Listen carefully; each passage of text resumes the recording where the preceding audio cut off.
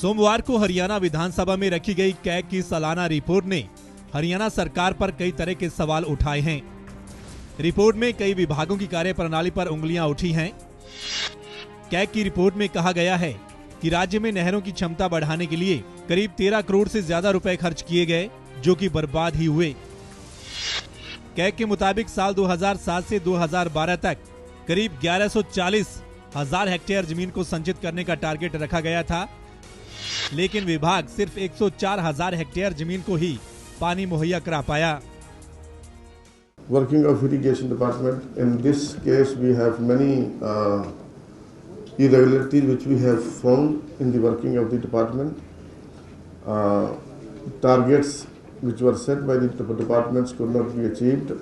There were instances of lack of coordination, splitting of works, inadequate control over various activities.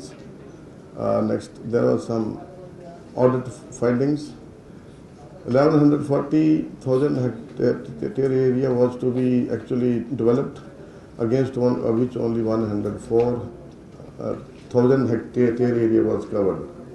Due to delay in the revising the scheme of flood protection works, the state government could not avail of the central government assistance of 83 crore, and there was then submitting the case to the Central Water Commission to finalize the cost of the Hathni Kund barrage, which resulted in non-receipt of the share amounting to rupees 122 crore. CAG ने सरकार की ओर से बनाई गई दादूपुर नलवी नहर के निर्माण पर भी सवाल उठाए हैं।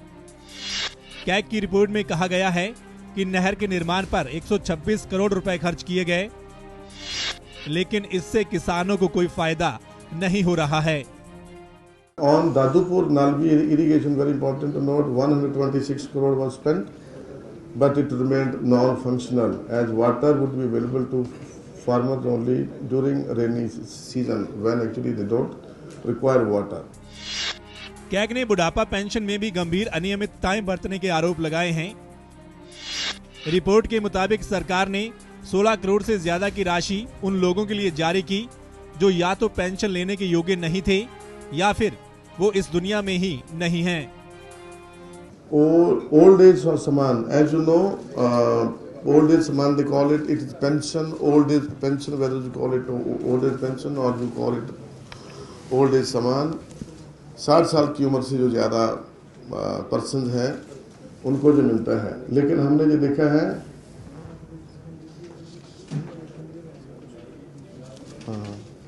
हमने देखा कि 16.73 करोड़ उन लोगों को दिया जो कि इनएलिजिबल थे, जहाँ के उनको पेंशन और मिल रही थी, जहाँ के उनकी एज ठीक नहीं थी।